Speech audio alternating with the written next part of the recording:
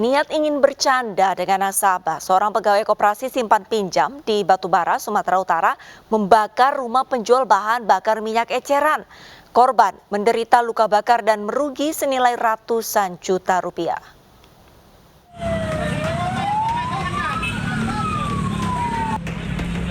Satu rumah dan kios beserta isinya milik Rahmat Sirait, warga desa Seibejangkar, Batubara, Sumatera Selatan, ludes dilalap api. Peristiwa berawal saat seorang pegawai koperasi simpan pinjam hendak menagih utang kepada korban. Pelaku yang niatnya bercanda menyalakan korek api yang berdekatan dengan ember berisi BBM. Dengan cepat api pun langsung menyambar. Api dapat dipadamkan 30 menit kemudian. Akibat kebakaran, korban mengalami luka bakar dan menderita kerugian ratusan juta rupiah. Tak lama berselang, Satuan Reskrim Polres Batubara berhasil menangkap RFL, 25 tahun, warga Kelurahan Kibing, Kecamatan Batu Aji, Kota Batam, yang merupakan pelaku pembakaran rumah milik korban. Coba hidupkan mancis. Ya. Ternyata akibat dari hidupkan mancis ini tersambarlah bensin ini. Berakibat korban terbakar, ya. Kiosnya, ya. Atas perbuatannya, tersangka dijerat pasal 187 KUHP dengan ancaman 12 tahun penjara. Sementara itu di Palembang, Sumatera Selatan, pemirsa hendak menagih utang. Dua orang pria terlibat duel menggunakan senjata tajam. Akibatnya satu orang tewas dan satu lainnya terluka terkena senjata tajam.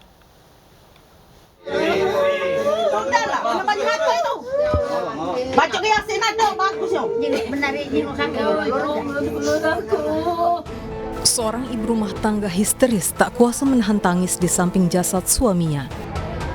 Wanita ini nyaris pingsan. Suaminya Muhammad Husni telah tiada akibat dianiaya senjata tajam di bagian paha. Sebelum meninggal, Muhammad Husni ditagih utang oleh pelaku saat mereka bertemu di Jalan Ahmad Yani, Kelurahan Sila Beranti, Palembang. Korban yang keberatan ditagih utang berkelahi dengan pelaku. Usai berkelahi dengan tangan kosong, korban dan pelaku masing-masing pulang, mengambil senjata tajam lalu bertemu di lokasi kejadian. Keduanya kembali terlibat perkelahian hingga menewaskan korban. Sementara pelaku yang terluka akibat terkena senjata tajam dirawat di Rumah Sakit Bari Palembang. Datang yang lupa lagi jadian. Utang apa tuh? Minjem duit, Kak. Berapa? Duit 500. 500. Iya.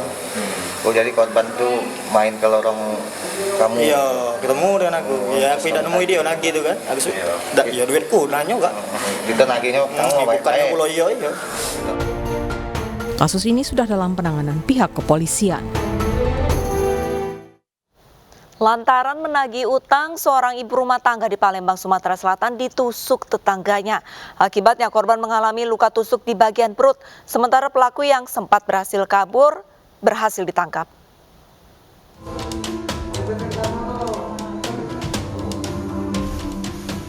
Desi, warga Jalan Aibtu Wahab, Kecamatan Jagabaring, Palembang, Sumatera Selatan, dirawat di Rumah Sakit Bari akibat luka tusuk yang dialaminya.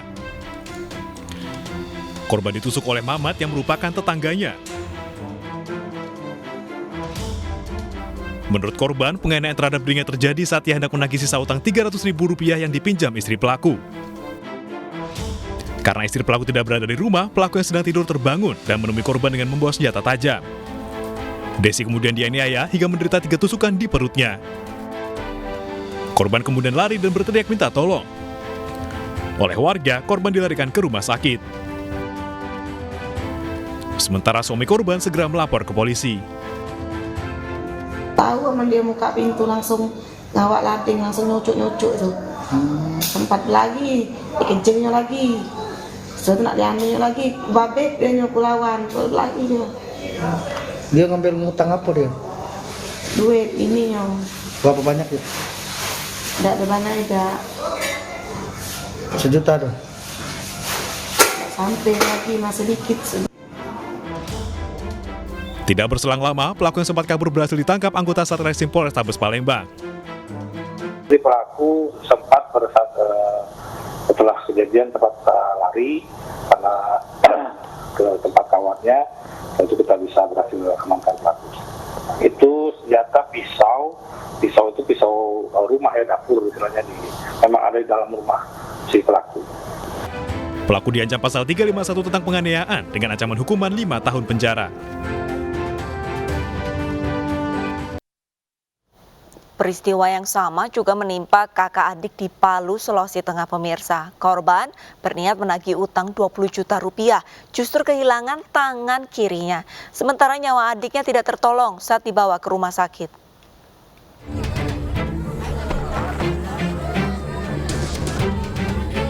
Adik kakak Arwansyah dan Sarifudin kehilangan tangan kirinya saat menagih hutang ke pemilik panti asuhan Nuratul Munawara di Kelurahan Birobuli Utara, Palu, Sulawesi Tengah. Sementara Arwansyah masih mendapat perawatan medis di rumah sakit. Adiknya, Sarifudin, meregang nyawa akibat kehabisan darah. Penganiayaan terjadi saat Sarifudin menagih hutang 20 juta rupiah kepada Dairudin terkait pembelian tanah panti asuhan. Namun permintaan tersebut ditolak karena pelaku merasa utang pembelian tanah sudah lunas. Cekcok pun tidak bisa dihindari hingga Dairudin bersama saudaranya menganiaya korban. Melihat adiknya dianiaya, Sarifudin berusaha menolong, namun akhirnya ikut menjadi korban. Ini permasalahan pertama, mereka pinjam-pinjam biasa, cuman karena ini korban ini sudah menggebrak meja sehingga terjadi ketersinggungan dari orang yang ditagih, yaitu AD dan MR, sehingga melakukan penyerangan. Terjadi perdebatan dulu sehingga terjadi penyerangan menggunakan parang. Ini barang bukti yang digunakan ya. Polisi menetapkan 3 pengelola panti asuhan sebagai tersangka penganiayaan. Ketiganya terancam pasal berlapis dengan ancaman hukuman 5 tahun penjara.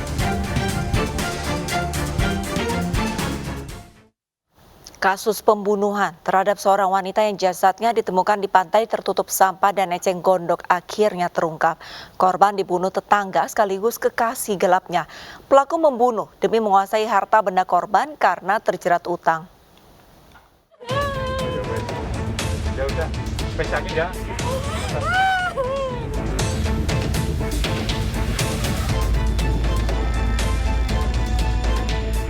Yunarto, warga Gesikan, Wijirejo, Pandal, Bantul, Yogyakarta ini ditangkap setelah sempat kabur ke Surabaya. Duda usia 49 tahun ini ditembak polisi karena melawan saat ditangkap setelah membunuh seorang wanita yang 6 bulan jadi kekasih gelapnya.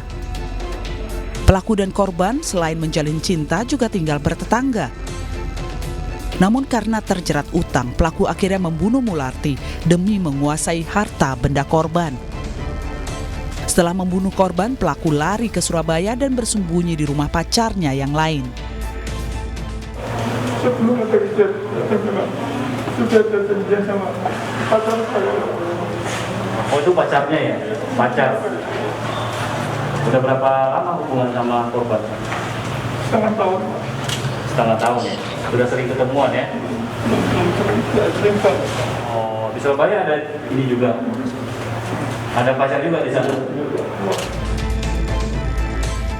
Kasus pembunuhan berawal ketika pelaku dan korban bertemu untuk kencan di sebuah losmen di Pantai Parangtritis, Bantul.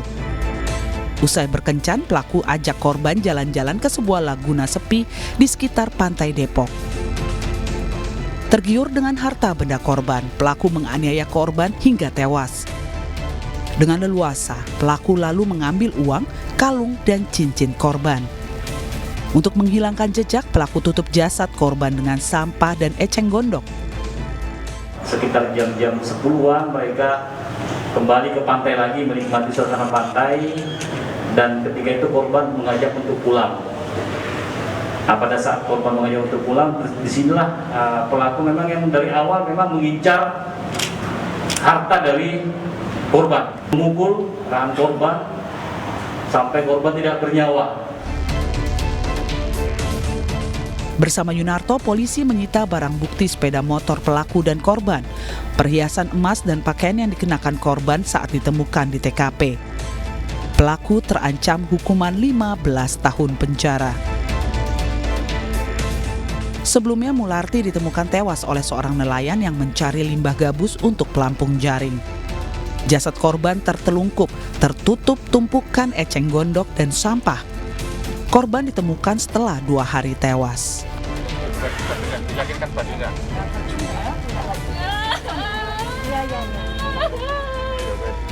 Identitas korban terungkap setelah anak korban mengenali jenazah ibunya yang sempat dinyatakan hilang dan diposting di media sosial.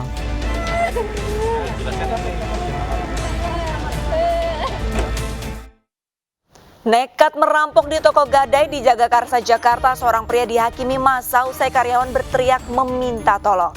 Realita akan segera kembali usai jeda.